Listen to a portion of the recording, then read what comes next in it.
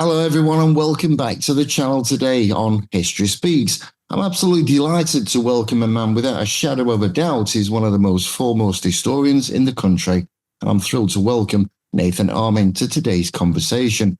Hailing from Carmarthenshire in West Wales, Nathen is a brilliant author who's made the 15th century and the reign of Henry VII his speciality, with books like Tudor Wales, York Pubs, and the Amazon #1 bestseller, The House of Beaufort. He's taken us through some fascinating stories from history, and his latest, Henry VII and the Tudor Pretenders, is another gem. Now, Nathen's no stranger to the big stage either. He's spoken at over 50 events, from the BBC History Weekend to Windsor Castle, and now he's gracing us with his presence. So let's chat about kings, pubs, and the ever-ambitious Beaufort family, and maybe if we're lucky, we'll get some pub recommendations along the way. So grab a cup of mead, settle in, and let's get started. Hi, Nathen. How are you? Hi, John. How are you? Thank you very much for giving me the opportunity to speak about history. Oh, it's a pleasure. Absolute pleasure. Now, before we get started on to the main questions, I've got to ask you, you spent a lot of time researching Henry VII and the 15th century. So if you could invite one historical figure from that era for a pint at your local and maybe avoid any kind of political debates, who do you think you'd choose? Depending if he's going to be fully honest with me, Richard III. I thought you might have said that. Just to ask him a very, very big question. But he has to be completely 100% truthful. And then I would invite him over. Yeah, I think I know which question you're going to ask, and we'll come on to that a little bit later. But so, as I start with everybody who I speak to on this, how did you first become interested in history, and what's your background? I mean, I always liked history at school. Growing up in West Wales, you are surrounded by history everywhere you turn, because, I mean, we have an abundance of castles and abbeys and ruins. History's always there in your face when you grew up in West Wales. But I did not study history formally at school. When I was 15 years old, going into GCSEs, my school made us take a choice between geography or history. And I was very good at history and I loved history, but I think the school judged me to have been just a little bit better at geography. And it simply was a straight up choice, history or geography. So I had to take geography. It turns out I hated geography at GCSE. I used to be really into maps, flags, countries, and GCSE geography is all about clouds, river network. Yeah. It just it was the wrong decision for me in hindsight, but there's nothing I could do with it. So history became something of a lapsed interest for me until my mid-20s. When suddenly I started delving back into Welsh history, and you know, a lot of other historical topics off the side of that. But one of those side quests, shall we say, was Tudor history. So on one hand, I had a real deep interest in Welsh history. And then I was reading a little bit about Henry VIII. But very quickly, I grew a bit bored about the whole, you know, Henry VIII and his 6 wives and the court intrigue. But I did notice at the beginning of every book about the Tudors and about Henry VIII was a small few couple of pages about his Welsh dad who won the crown in battle. And I wanted to learn more about this Welsh dad. So you could say that at one point, 2 interests of mine collided in one person. And that was Welsh history on one side, the Tudor history on the other side, and in Henry VII, Henry Tudor, these 2 interests collided and I guess created an animal in me. Now, as someone with a deep knowledge of the Tudor period, it's fascinating to think about how the Welsh roots of the family might have influenced their legacy. And I wonder if there was something about their origins which drew you into studying this chapter of history so passionately. So my question would be, and was it that trigger that triggered your initial fascination with that period of time? Not with the Tudors, because, you know, as I mentioned, I picked up a book about Henry VIII, first of all. But once I noticed that he did have this Welsh connection, he did have this Welsh dad, I wanted to learn more. That definitely piqued my interest. This is a fundamental reason I have a deep interest in Henry VII. First and foremost, is because he's Welsh and he's from the same area that I am from. We all need to have something personal that grabs us with any historical figure. Any historical figure anyone is drawn to, they're drawn to for a particular reason. Maybe they see something in that historical figure. Maybe they can relate to that historical figure. For me, it is something as superficial as Henry VII being a Welsh boy from Pembroke, which is where I have family connections to. Now, the main interest that I really did delve deeper into Henry VII thereafter was that we're talking about 2008, 2009, and there really wasn't much work done about Henry VII at this time. There in the previous 50 years, there have been 2 books written, 2 academic books, and many academic journals. But if you're not in academia, if you're not working for a university, it's quite intimidating to have to, first of all, try and get hold of these academic journals and then actually try to understand them. These are written for a specific academic audience. So I had to start doing my own research and, my own work to try and delve into who Henry VII was. I started writing a blog. I started running some social media pages.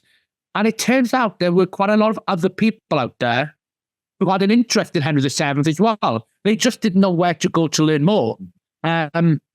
So, you could argue I came along at the right time, at the right place to put together my own interests, my own ambitions to be a writer, because, I studied journalism at university, so I always knew I wanted to write, and put it all together. It's almost just like a perfect storm, if you will, a myriad subjects all colliding into one place. And I'm happy that at least it was an interesting subject that still reveals itself. I will never know more than 1% of what there is to know about Henry VII or any historic figure. There's always something to learn. You can know a lot. I can know enough to write books, come up podcasts, but this subject is never going to stop giving, which is what is so brilliant about it. And there's quite possibly still some hidden little treasures out there that you've not yet discovered. So it all looks rosy for the future, I guess, if you're a Henry Tudor fan. But I know you've spoke before about how influential Henry's mother was in promoting her son as a legitimate alternative to your favourite pub guest, Richard III. And of course, history paints Richard in a rather dark light. But as we explore more sources, there's a growing argument that his portrayal might not be entirely fair. So do you think Richard wasn't quite as bad as what people made out? And what's your opinion on him? I think no historical figure, just like we live in right now, is a two-dimensional, caricature. Richard III has been written in many respects as being this super villain, this monster, this tyrant, etc. On the other hand, there is a growing body of work that tries to repaint him as being this very heavily maligned saint, this wonderful man who had wonderful ambitions for everybody. And as always, the truth is going to be in the middle of that. I do think Richard has been, his reputation has been somewhat maligned post-death. There are people who still cling to this Shakespearean villain type character that the evidence doesn't stack up to. But equally, this man was not a nice man either. He would not have been anyone's cuddly best friend. He was a ruthless, ambitious medieval king who was willing to do what it took to secure his own position. So I would argue that he's not really more or less than what his other contemporaries were like. These are ruthless, medieval magnates. I think we've got to be careful in attempting to unmalign Richard and remove a lot of the black legend around him, not to go too far either, which is a big problem. People completely try and remove everything negative from his reputation. And we see this played out today in modern politics, of course. If we just look at the US election, there are two sides, and regardless of the evidence you can place in front as supporters of either side to try and remain very partisan, you do get their supporters who completely 100% can just simply say, this is fake news. This didn't happen. And this is happening with historical study as well. It's almost culture war-esque division being projected back into history. And I think it's quite a worrying spot to go to when you can no longer have quite a more nuanced and complex debate about these people. So I guess the short answer is Richard was not as bad as he was made out to be, but he's not as good as he is now being made out to be either. Yeah. I mean, many view Richard III's reign through the lens of one particular event that casts a long shadow over his legacy. And of course, there's been endless debate surrounding the most infamous mystery of his time. And the evidence gathered over the centuries is still a topic of heated discussion. Now, with that in mind, I'm curious to hear your perspective on the most famous slight against Richard, which was the infamous Princes in the Tower. So where do you sit on all the evidence so far gathered? Look, I'm the first person to admit that this is a subject and a murder case, or missing persons case to perhaps be more accurate, that we will never solve. Nobody can solve it, and nobody can say definitively what happened. Anyone who claims to be able to claim Richard definitively killed those kids, or Richard did not kill those kids, is producing poor history. They are not being truthful because nobody can say for certain what happened. That being said, the question you've asked me is, what do I think happened? I do believe Richard III killed those boys. And I think that is because it simply makes the most sense. It makes the most sense to him to do that in the summer of 1483. I don't think he had long-term ambitions to be a king, such as a Shakespearean writer would claim he had. I think Richard has stumbled onto the throne in the factional issues that had taken place after the death of his brother, Edward IV. He understands, I think correctly, the only way he could protect himself and his own son going forward is to be king. Because the Woodville faction at court, the relations of his nephews want him gone. And I think Richard, he takes a few missteps to the point where he's backed himself in the corner and he cannot get out. So he makes himself king. But those boys remain a threat to him, because if they get released from the Tower of London, they will become the focus of rebellions for the next 5, 10, 15, 20 years. There will always be a focus for rebellion against Richard. So I think he does have them killed. I think it would have been the correct decision to do from his position. So I don't think we can definitely say Richard killed the princes in the Tower. I don't think we can definitely say anyone killed the princes in the Tower. Perhaps they did survive. But it is still the most likely outcome of what happened.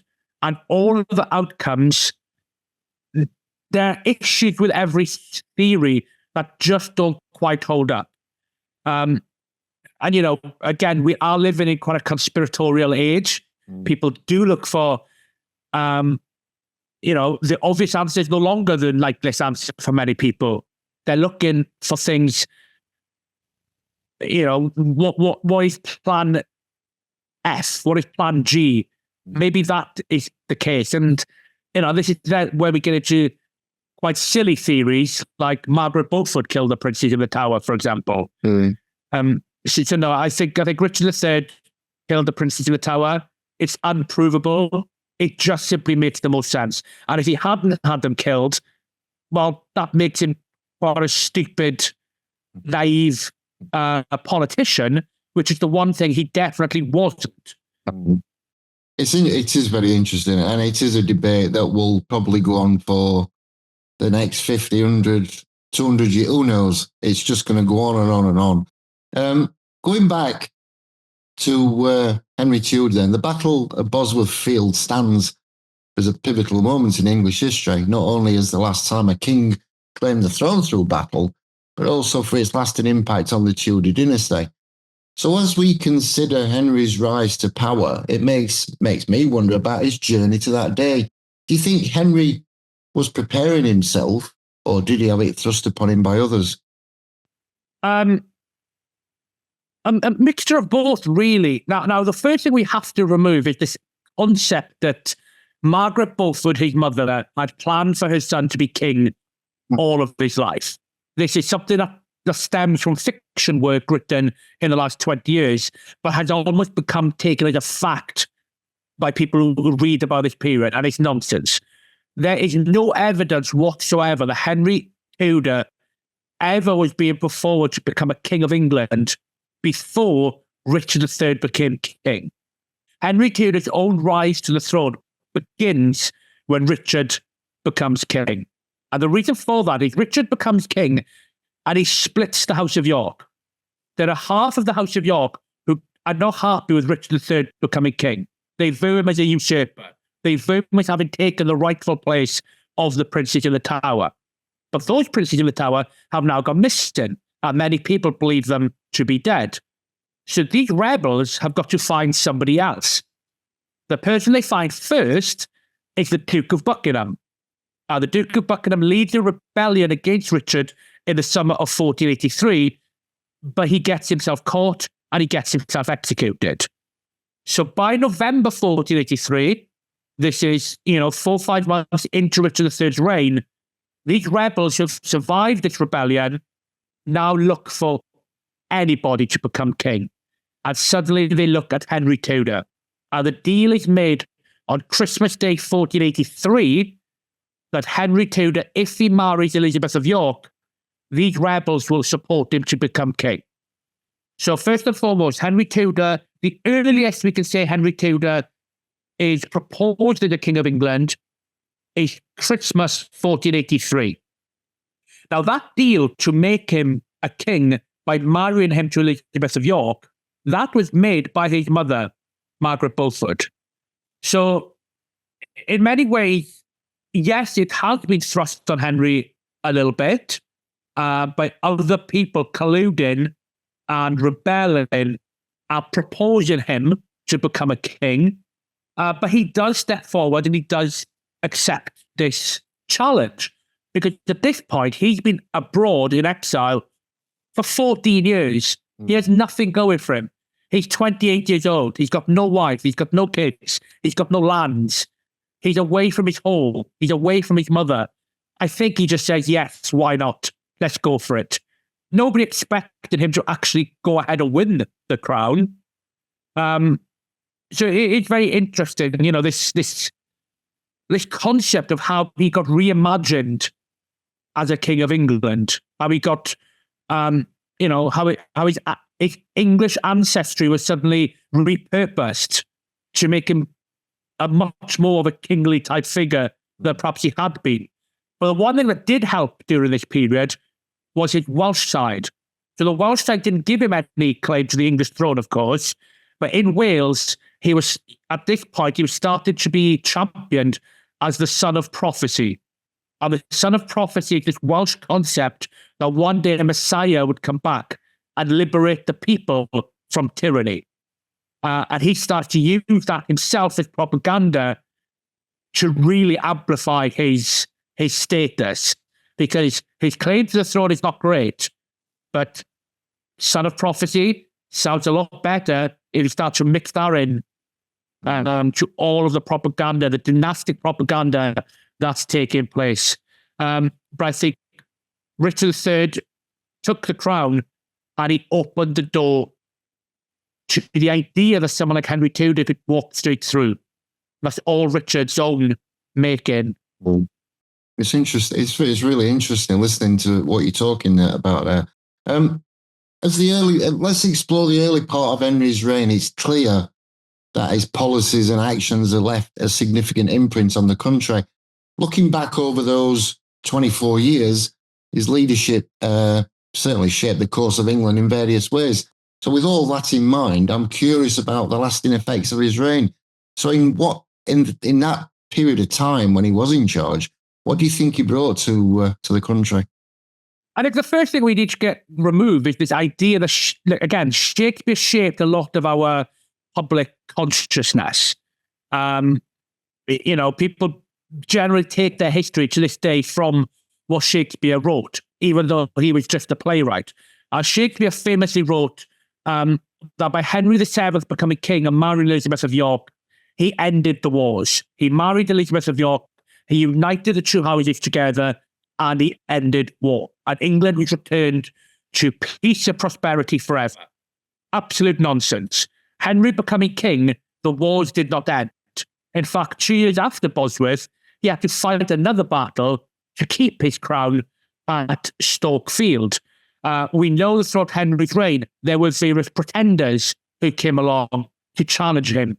Lambert Simnel and Percy Warbeck, who some believed were Yorkist princes. So the wars did not end with Henry becoming king first and foremost. But what he had to do was he had to try and work out a way to end these wars, since him becoming king didn't do the job. And I think, as one of the cleverest men to sit on the English throne, one of the wisest men, definitely, he looked back through the histories of recent kings and he became a student of the game. He noticed, for example, that there's a breakdown in royal authority throughout England. When there's a breakdown in royal authority, rebellions happen, revolts happen, people create problems. So he made sure he restored royal authority. He implemented things like the Star Chamber Act. He brought in royal justices of the peace to really go out there and enforce royal control.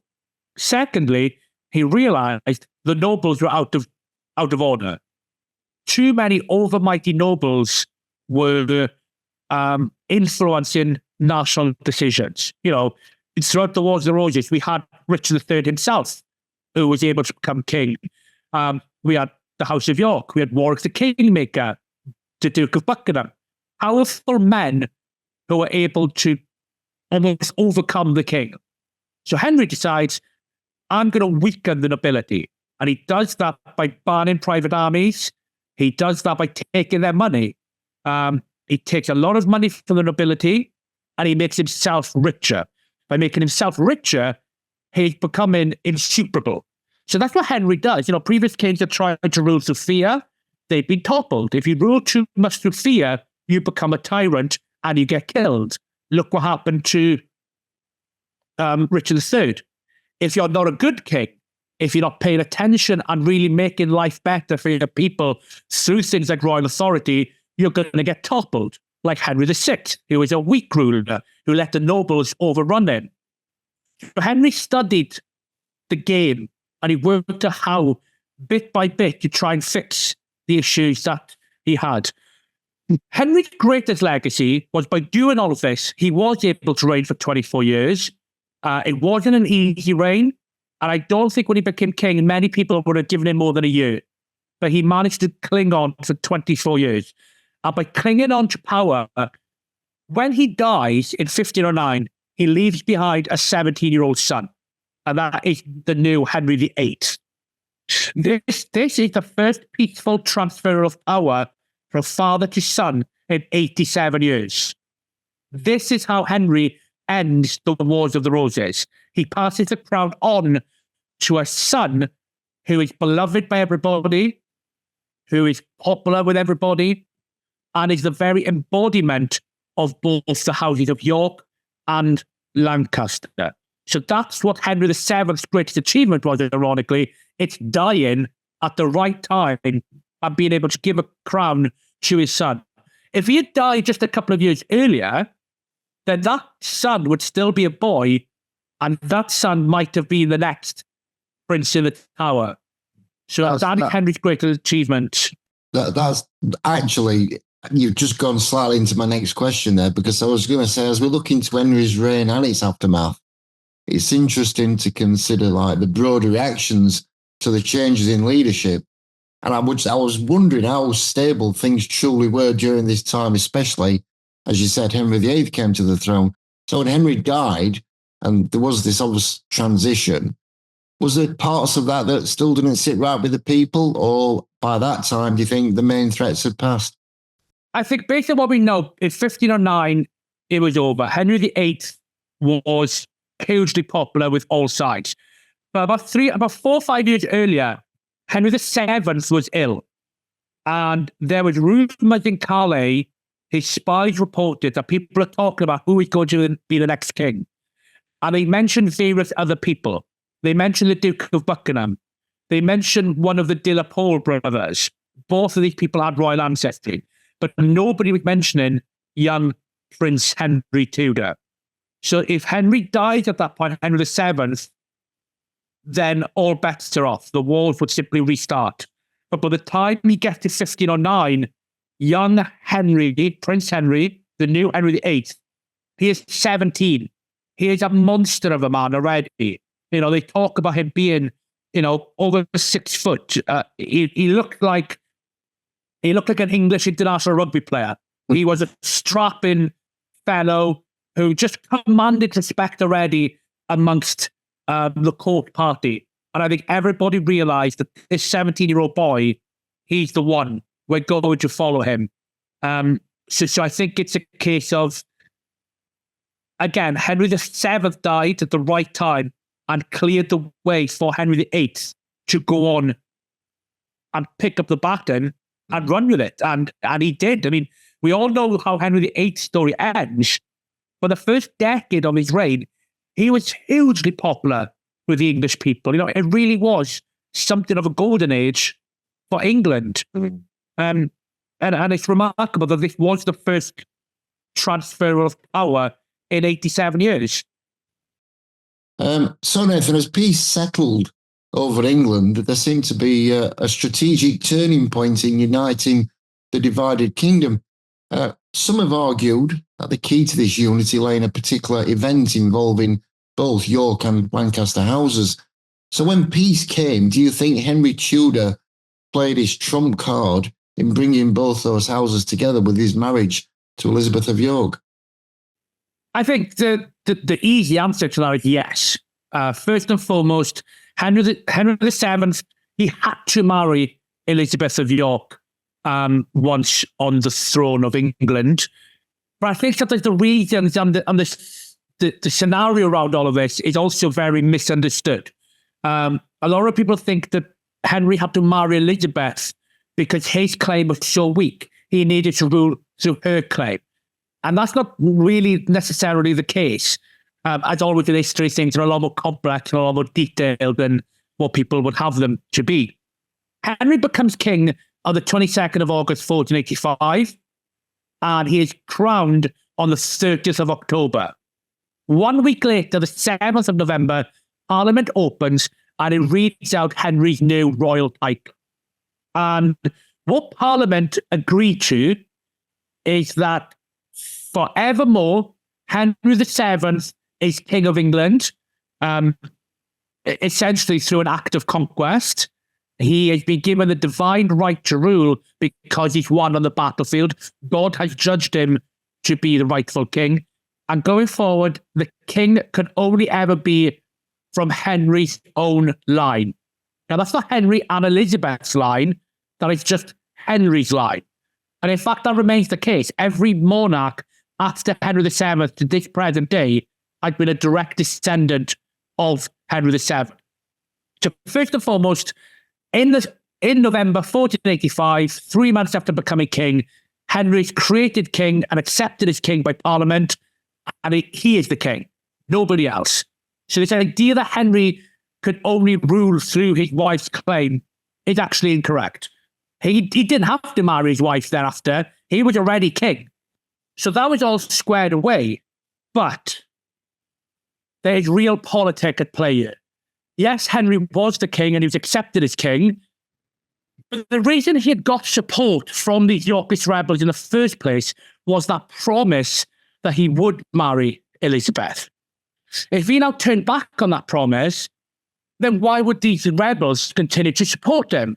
They could simply go, well, we're not going to support you anymore. We're going to find somebody else to be king. We've already made you king.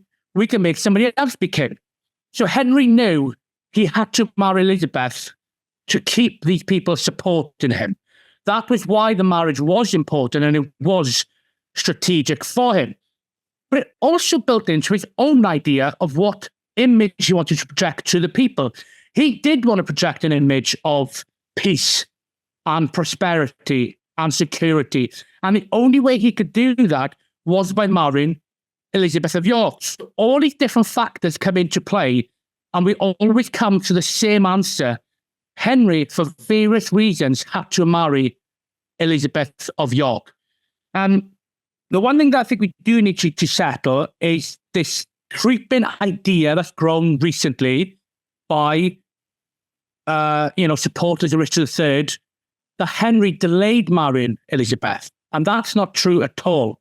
Henry had to work hard to get a papal dispensation from the Pope to allow them to marry because they were related. So he had to get that papal dispensation, because if he didn't get that papal dispensation, then any children that Henry and Elizabeth would have would be illegitimate. Henry also had to make sure Parliament reversed Elizabeth's illegitimacy that had been passed under Richard III's reign. So Henry had to make sure all of these issues were squared away, because the last thing he wanted was anyone to say in the future, your children are not legitimate. That would have been a problem. Henry got the papal dispensation on the 16th of January, 1486. He married Elizabeth in private 2 days later. So far from Henry delaying the marriage for 5 months into his reign, Henry married her as early as he possibly could, for the reasons I've given you.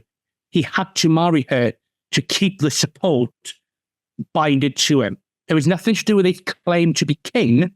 That was a different matter. It was he had to keep people supporting him, and that could only have been done with Elizabeth. And also, quite frankly, it made the most sense. They were of the right age. They were unmarried. They were drawn from royal houses. Who else was Henry going to marry? She was perfect for this scenario. And their marriage, it was a political union. It was an arranged union. But it went on to become possibly the most successful royal marriage we've had, and a very affectionate one. So it worked. It worked in every possible metric. It did work. And it's really interesting what you said about the two becoming one sort of thing, and moving forward as a couple, I guess. But I'm just going to go back to the Wars of the Roses. And it's fascinating how kind of certain ideas are being shaped in modern times, as I think you've already touched on earlier. And some might assume that the iconic rose emblems played a central role, but the historical reality often tells a more complex story, shall we say. So this brings me to something, again, I've been wondering about. And is it true that neither side in the Wars of the Roses actually used the rose as its emblem? The House of York did use the white rose as its emblem, but just one of many. The white rose was recognised with the House of York, but they also used things like the fetterlock. Richard III would use the bow. It was one of their symbols. The red rose of Lancaster is a lot more difficult to pin down. There have been very vague references to it perhaps being used in the House of Lancaster, but it's a lot more. It's a lot more in the background, if it even is there, when it comes to the Lancastrians. Now, what we have is when Henry VII becomes king, very quickly, the white rose and the red rose, they join together to create a Tudor rose. And in portraits of him, he's always clutching this red rose. He makes the red rose very visible with himself, because the ultimate objective here is to create this dynastic propaganda, visual dynastic propaganda in the Tudor rose. Two roses that become one. Now, it is a bit of a myth that during Henry VII's reign, that it was all about the Tudor rose. He still used the red rose himself, quite a lot. And Elizabeth of York was very closely aligned with the white rose. If one goes to see the tomb of their son, Arthur Tudor, in Worcester, all along it, we can see elaborate stone carvings of all of the family badges, the Beaufort colours, the Prince of Wales feathers, and the white rose of York. So, you know, they still did use these separate roses during the first Tudor reign. And then once Henry VIII becomes king, the Tudor rose itself, because he was both white rose and red rose in theory, from blood being used. So you're right that it does seem to have been something of a very clever, how should we say this, reimagining of history and the Wars of the Roses. Of course, they didn't call this conflict the Wars of the Roses. This is in itself a 19th century name for this war. They didn't really have a name for the dynastic wars, because of course when people live in a moment, we don't call our own eras a particular era. I suppose Taylor Swift does today. She calls her music the eras, but they would have noticed the Wars of the Roses. But it was very clever and very visual, and it worked. Henry VII was trying to tell a story to people. The story is, we have now united the two sides. And it worked. I mean, people love a good story. I guess that the Tudors believed in their own propaganda anyway, so it made perfect sense to portray it in the way that you've just described anyway, and bring it both together in that way to as a sign of power, I guess, that you're bringing together these two factions, and now you just won, sort of thing. So yeah, it is interesting. But again, do you think about it in modern terms? Not so much currently, because today we seem to be living in a very skeptical age where no one believes anything we're told. But certainly up to the 1990s, we generally believed what we were told as society. You know, if the BBC reported something, or news agents reported something, we would believe what we've been told.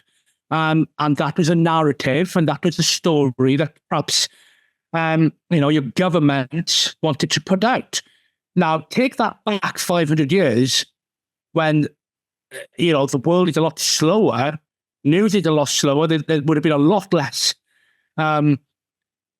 people questioning what they were told. They're receiving news in Yorkshire from London. The king is the king, and the king has joined the houses of York and Lancaster together. You're just going to go with it. You just, one generation passes, two generation passes. It becomes a fact very quickly, because no one's really trying to work hard to undermine that story. I mean, they didn't have Twitter back then, I guess. Now, I know we've talked about the intricacies, I guess, of medieval politics and the societal structure of that era. But what about the complex dynamics of power and influence at play during this time? Which leads me to think where one's allegiance might lie. So if you could go back to that particular medieval period, which side do you think you would choose to support? This is meant to no dig to you, but I hate this question. I'll tell you why I hate this question. Because it comes up all the time online in the way that people would just suddenly rampage on your social media post. They would have been a Yorkist, and they would have supported Richard III. Well, the truthful answer is, and it's the answer I'm going to give you, the truthful answer is, you don't get to pick your side unless you're a very, very significant noble like a Warwick the Kingmaker. Your side is picked for you. Wherever your local feudal lord is, that is who you would follow. Now, when I was born and brought up, my feudal lord would have been a chap called Rhys ap Thomas, a great Welshman of great influence amongst his people, who ultimately sided and became very close to Henry Tudor. So I suppose I would fight for Henry Tudor, but that's because my lord was Rhys ap Thomas. So that's my historically accurate answer. I won't delve into any more questions like that then for you. So Nathan, where can people find out more about yourself? Any plans for new books, upcoming talks, or any other social media sites you'd like to share? Well, I've just released my 5th book, The Son of Prophecy, The Rise of Henry Tudor. So please do go and pick up a copy wherever in the world you are. At the moment, I'm not writing a new book. I've been writing for 10 years non-stop. And I finally told the story that I've always wanted to tell, and a story that I have worked 10 years on. So I'm taking a rest. I'm judging some books. I joke that I'm retired from writing, but I'm sure something will come to mind down the line. In the meantime, you can still catch me out on book tour. I'm all over the shop. If you go to my website, nathenamin.com, I have all my dates there. If you're aware of me, you will have been aware of me through social media. I'm on all the usual sites: Facebook, Instagram, Twitter, Threads. Just search my name, Nathen Amin. You will find me. But increasingly, I am using something called Substack, which is where I write in newsletters and articles. So if you subscribe to my Substack at my name, substack.com, Nathen Amin, you can get my new articles, my new thoughts, my new writing directly into your inboxes when you wake up. Oh, that sounds great. And don't forget, everybody, all Nathan's links will be in this description box below. And that is sadly where we have to leave it today. I think we're all now in a better understanding of the early years of the Tudor dynasty. So thank you so much, Nathan, for taking the time to join me today. I do wish you every success in the future in whatever you turn your hand to next. Perfect. Thank you very much, John. Thank you for the chat. No worries. And as always, to everyone who's tuned in, thank you so much. We've still got some more incredible guests coming on History Speaks. So if you love history, you'll love History Roadshow. And don't forget to like, subscribe, and hit that notification bell so you never miss any of our historical stories. And until next time, keep exploring the past with us, and we'll see you in the next video. Bye for now.